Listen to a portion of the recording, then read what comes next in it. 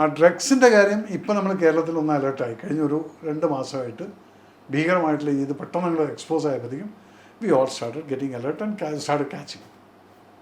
അപ്പോഴാണ് ഈ ഒരു ടെററിസ്റ്റ് അറ്റാക്ക് അവിടുന്ന് വന്നിരിക്കുന്നത്.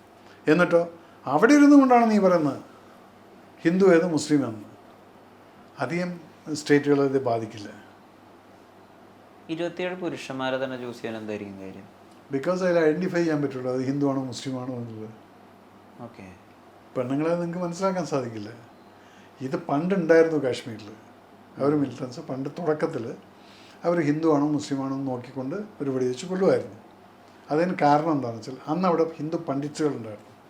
ഈ പണ്ഡിറ്റുകൾ അവിടുന്ന് പലായനം ചെയ്യുന്നതിൽ പല പണ്ഡിറ്റുകളെയും അവിടുത്തെ മുസ്ലിം ഫാമിലീസ് പ്രൊട്ടക്റ്റ് ചെയ്തിട്ടുണ്ട്.